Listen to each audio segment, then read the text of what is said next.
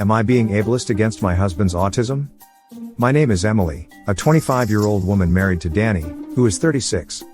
Our relationship has always been a complex blend of love, challenges, and constant learning, primarily because Danny has autism. While Danny's condition isn't severe, he falls somewhere in the middle of the spectrum. This means he can function relatively independently, but he has his quirks and challenges that demand understanding and patience. Growing up, I had a unique insight into the world of autism. My older brother, Jake, was high on the spectrum. His needs were intense, and my family had to adapt to accommodate him. From a young age, I learned how to navigate meltdowns, create structured environments, and communicate in ways that made sense to him. These experiences shaped me, making me patient and empathetic. When I met Danny, I believed I was well prepared for any challenges his autism might present. Danny and I met at a mutual friends gathering. He was charming, intelligent, and we clicked almost instantly. His autism was never a secret, he was open about it from the beginning. I admired his honesty and resilience. Over time, our relationship deepened, and we got married. I felt confident that my background with Jake had equipped me to handle life with Danny. However, Danny's autism manifested differently from Jake's. One of the most challenging aspects of living with Danny is his extreme pickiness, especially when it comes to food. Danny has a very particular way of eating, and any deviation from his routine can trigger a significant reaction.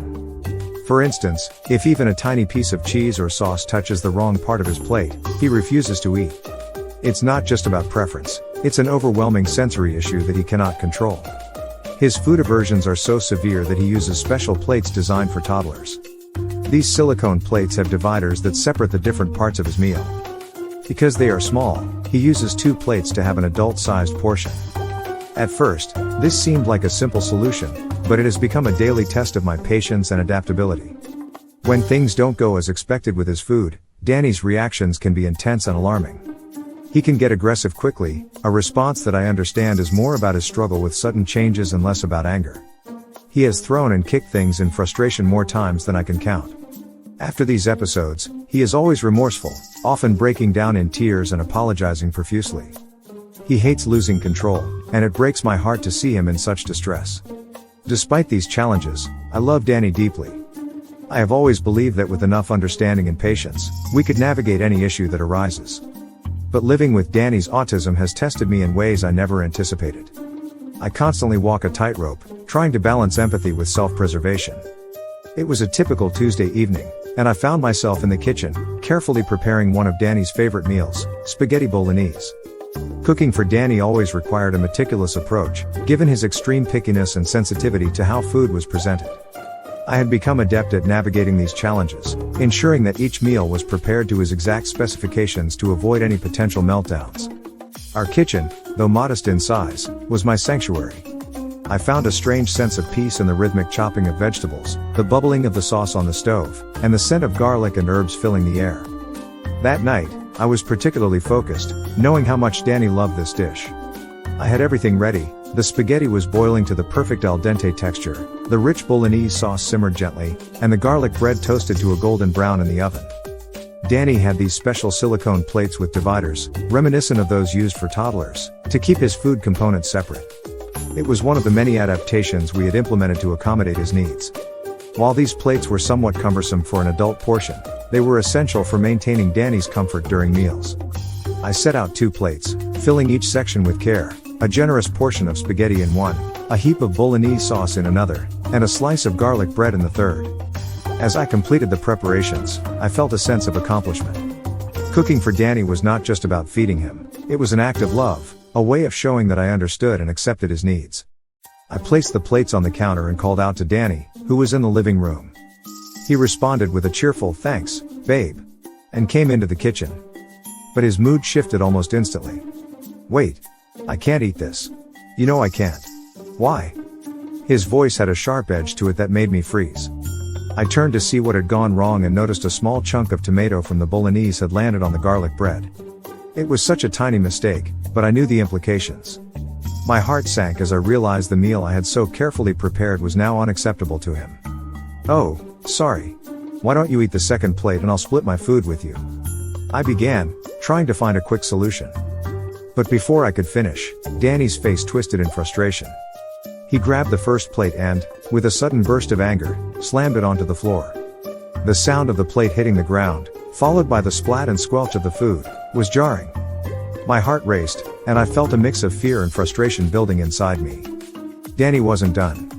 He picked up the second plate and threw it down as well, the spaghetti and sauce splattering across the kitchen tiles. He stood there, breathing heavily, a grin that seemed almost sinister spreading across his face. "Make it again. You know it pisses me off. Do I need to remind you I'm autistic?" His words stung, and I felt my blood boiling. The anger and hurt I had been suppressing for so long erupted. I had always tried to be patient, to understand his needs and accommodate them as best as I could. But in that moment, I felt like a dam had burst, releasing all the pent-up frustration and exhaustion. "Why are you fucking smiling?" I shouted, my voice shaking with emotion. "Your autism is more like assholeism. I'm not your mate. You can at least help." The words were out before I could stop them. I never swore, especially not at him. My work with children had ingrained a sense of calm and control in me, but now, I was completely unhinged. Danny's expression shifted from anger to shock, and for a moment, there was a tense silence between us. Then, his face hardened again. He flipped me off and spat out, "Ableist little bitch," before storming out of the kitchen and locking himself in our bedroom. The slam of the door echoed through the house, leaving me standing amidst the chaos, the remains of dinner scattered around me. I was trembling, my mind racing with conflicting emotions. Part of me was furious at his outburst, his disrespect, and his unwillingness to help or even try to understand my perspective. But another part of me was racked with guilt and self-doubt. Had I crossed a line? Was I truly being ableist, as he claimed? As I slowly began to clean up the mess, tears streamed down my face. The kitchen, my once peaceful sanctuary, now felt like a battlefield. I picked up the broken pieces of the silicone plates, wiped up the sauce, and salvaged what I could of the meal. My appetite was gone, replaced by a hollow feeling of despair. I left the clean plates on the counter, turned off the stove, and took my plate of food to the living room. I sank into the couch, the silence of the house pressing down on me. I ate mechanically, the flavors of the bolognese that I usually savored now tasting bland and unappetizing. The weight of the evening's event settled heavily on my shoulders, and before I knew it, I had fallen asleep on the couch, exhausted both physically and emotionally. After I finished cleaning up the mess Danny had made, I felt utterly drained. The kitchen, which had always been my haven, was now just a stark reminder of the chaos and turmoil that had erupted earlier. The task of cleaning had been methodical, almost robotic, as I tried to distract myself from the swirling emotions inside me. Anger, frustration, and a deep sense of hurt mingled with an overwhelming fatigue. As I wiped the last traces of spaghetti sauce from the floor, I felt a hollow emptiness settle in my chest. Sitting on the couch with my plate of now cold spaghetti bolognese, I picked at my food, not really tasting it. The events of the evening replayed in my mind on an endless loop. Danny's angry outburst, the crash of the plates, his hateful words, it all felt surreal. I had never seen him like that before, and the intensity of his reaction had shaken me to my core. My own words, spoken in a moment of uncharacteristic anger, echoed back at me, filling me with a profound sense of guilt. As I lay down on the couch, exhaustion overtook me. The emotional toll of the evening had left me depleted, and I quickly drifted off to sleep, hoping that a new day would bring some clarity. When I awoke, the first thing I noticed was the stillness of the house. It was eerily quiet, and the absence of Danny's presence was palpable. I sat up, my body stiff from sleeping on the couch, and glanced at my phone. There was a message from Danny: "You need to be more open-minded to my disability and realize the world doesn't revolve around you. I hope this can be fixed when I'm home later." Reading his words, I felt a fresh wave of guilt and confusion. Was I truly being ableist? Had I failed to understand and accommodate his needs? The accusation stung, and I couldn't shake the feeling that I had somehow let him down. My mind raced as I tried to make sense of everything that had happened. The guilt gnawed at me, interwoven with anger and resentment.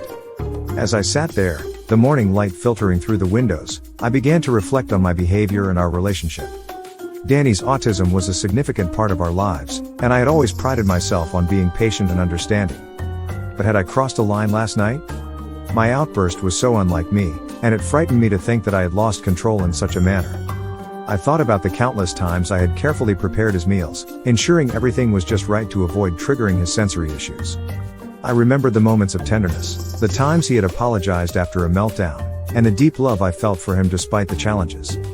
But there were also moments of frustration, times when I felt overwhelmed by the demands of accommodating his needs.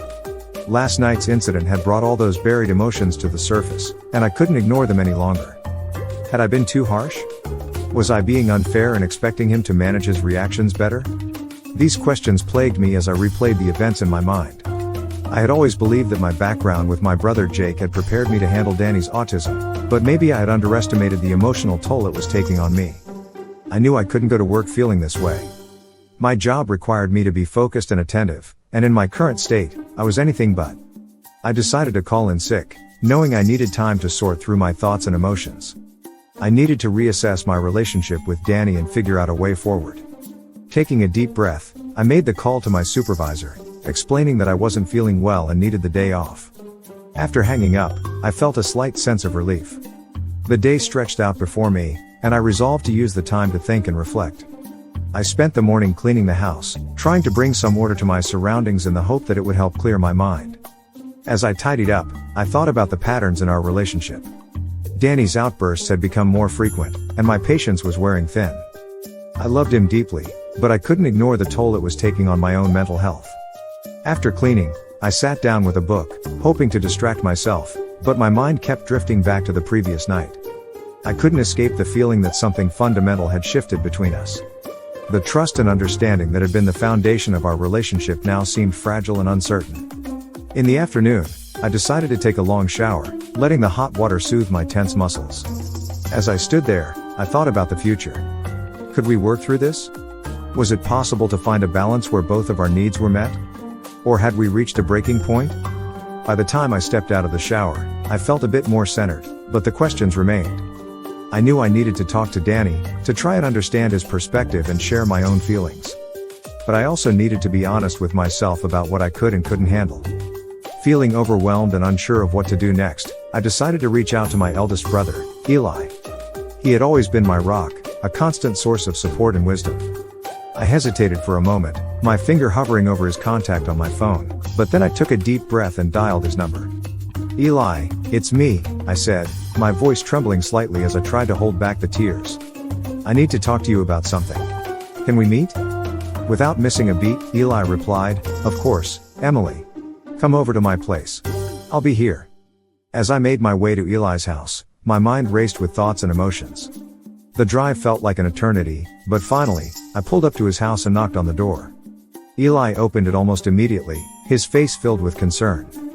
"Come in, Emily," he said, ushering me inside and leading me to the living room. We sat down on the couch, and he looked at me expectantly.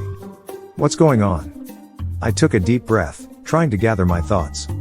"It's Danny," I began. "We had a huge fight last night. He called me an ableist, and I don't know what to do, Eli. I feel like everything is falling apart." Eli listened intently as I recounted the events of the previous night, from the spaghetti bolognese incident to Danny's angry outburst and his accusatory text message. He didn't interrupt, letting me pour out all my frustrations, fears, and doubts. When I finished, Eli sighed and shook his head. "Emily, you've always been so patient and understanding. But it sounds like Danny's behavior is really taking a toll on you. You need to take care of yourself too, you know." His words struck a chord with me. I had always prided myself on being able to handle anything life threw at me, especially when it came to Danny's autism. But now, I was beginning to realize that I had been neglecting my own well-being in the process. "I just don't know if I can keep doing this," I admitted, my voice barely above a whisper. "I love Danny, but his outbursts are becoming more frequent, and I'm exhausted." Eli reached out and took my hand, giving it a reassuring squeeze. "Emily, you don't have to go through this alone. Why don't you stay here for a while? Take some time to think things over and figure out what you really want." The relief I felt at his offer was overwhelming. "Thank you, Eli. I think I need that. Just some time away to clear my head." As I packed a few essentials and settled into Eli's guest room, I couldn't help but reflect on past incidents with Danny. There had been numerous times when his reactions had seemed disproportionate, his anger flaring up over minor issues. Each time, I had chalked it up to his autism, telling myself that it was something I needed to accept and manage. But now, I was beginning to see a pattern that I had been blind to before. Danny's autism did not excuse his behavior, especially when it crossed the line into verbal abuse and aggression. I thought back to the early days of our relationship, when his quirks had seemed endearing, even charming. But as time went on, those quirks had become more pronounced, and the effort to accommodate them had grown increasingly burdensome. There were moments when Danny's demands felt unreasonable, his expectations of me pushing the limits of my patience and understanding.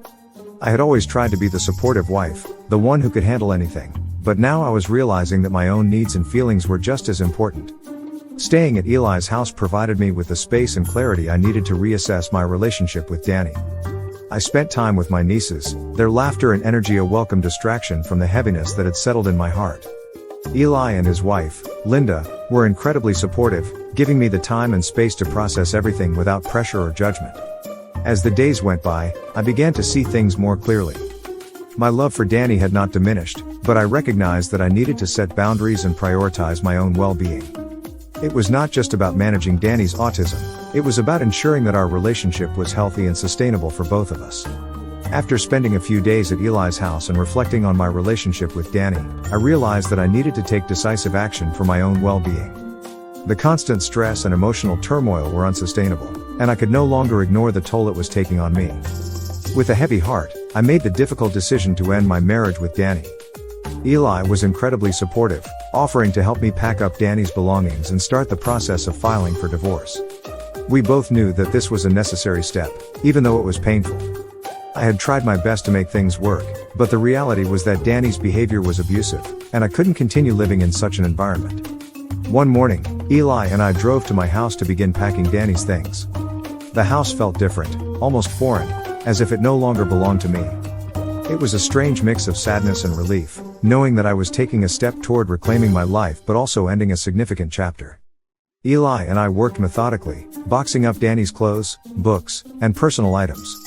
As I packed, memories of our time together flooded back, some happy, some painful. I felt a lump in my throat as I came across mementos from our early days, when everything seemed so promising. But I knew that holding on to those memories wouldn't change the present reality. We finished packing Danny's belongings and placed the boxes by the door. The house felt emptier, but also lighter.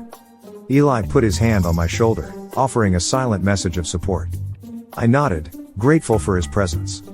The next step was to start the process of filing for divorce. I had already done some research and knew the basic steps, but the reality of actually doing it felt daunting. Eli offered to come with me to the lawyer's office, and I gladly accepted his support. We made an appointment and, a few days later, found ourselves sitting in a lawyer's office, discussing the details of the divorce. As I signed the papers, a mixture of emotions washed over me: sadness, relief, fear, and a small spark of hope for the future. This was a significant step toward reclaiming my life, but it was also the end of something I had once cherished deeply. After leaving the lawyer's office, I felt a bit numb. It was a lot to process, and I knew that the hardest part was still to come: telling Danny. I had decided to inform him over the phone, as I didn't feel safe having this conversation in person. I dialed his number with trembling hands, my heart pounding in my chest. Danny answered on the second ring. "Hey," he said, his tone neutral. "Hi, Danny," I replied, trying to keep my voice steady. "I need to talk to you about something important." There was a brief silence before he responded. "What is it?" I took a deep breath. "I've decided to file for divorce. This isn't working, and I need to prioritize my own well-being. Eli and I have packed up your things. You can come by to pick them up whenever you're ready." For a moment, there was silence on the other end of the line. Then, Danny's voice erupted in anger. "Are you kidding me? You're abandoning me because of my autism? You're the one who can't handle it. This is abuse, Emily. You're abusing me." His words stung, but I reminded myself to stay calm. "Danny, this isn't about your autism. It's about your behavior. The outbursts, the aggression, it's not healthy for either of us. I can't keep living like this." Danny continued to yell, his accusations growing more hurtful. I felt tears welling up in my eyes, but before I could respond, Linda, Eli's wife, took the phone from my hand. "Listen here, Danny," she said firmly. "Emily has done everything she can to support you, but your behavior is unacceptable. This isn't about your autism, it's about how you treat her. She's making the right decision, and you need to accept it. Stop trying to manipulate her with guilt." There was a pause, and then Danny hung up. Linda handed the phone back to me and gave me a reassuring hug. "You did the right thing, Emily. Don't let him make you feel guilty." I nodded, grateful for her support. With Danny's reaction fresh in my mind, I knew I needed to take further steps to protect myself. The next morning, I called a locksmith to change the locks on my house. I couldn't risk Danny coming back and causing more trouble. The locksmith arrived promptly and worked efficiently. As he changed the locks, I felt a sense of security returning. This was my home, and I needed to feel safe in it. Once the new locks were in place, I felt a small but significant weight lift off my shoulders. I also decided to update my emergency contacts. Danny had been my primary contact for years, but that needed to change. I filled out the necessary forms and listed Eli as my new emergency contact. It was a small act, but it felt empowering to take back control of my life. As the days passed, I started to settle into my new reality. It wasn't easy, and there were moments when I doubted myself, wondering if I had made the right decision. But with the support of Eli, Linda, and my close friends, I began to rebuild my life. I focused on self-care, taking long walks, reading, and spending time with my nieces. Slowly, I started to feel more like myself again. The house, once filled with tension and fear, became a place of peace and healing. I knew that the journey ahead would be challenging, but I also knew that I had made the right choice. I had to prioritize my own well-being and create a life that was healthy and fulfilling. The process of filing for divorce and taking action to protect myself was the first step toward that goal. Through it all, I remained hopeful. I believed that one day, I would look back on this time and see it as a turning point, a moment when I chose to stand up for myself and create a better future.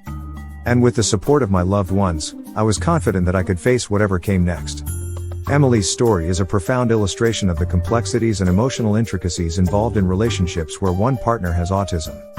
It's also a testament to the strength required to prioritize one's own well-being amidst overwhelming challenges. There are several key lessons that emerge from Emily's experience, each of which underscores the importance of understanding, patience, and, ultimately, the necessity of setting boundaries to ensure mutual respect and health in a relationship. From the beginning, Emily's relationship with Danny was grounded in empathy and a deep understanding of his autism. Her background with her older brother, who was also on the autism spectrum, provided her with the patience and knowledge needed to support Danny's unique needs. This empathy was critical in helping her navigate Danny's pickiness with food and his sensory issues, ensuring that his environment was as comfortable and accommodating as possible. However, Emily's story teaches us that while empathy is essential, it has its limits.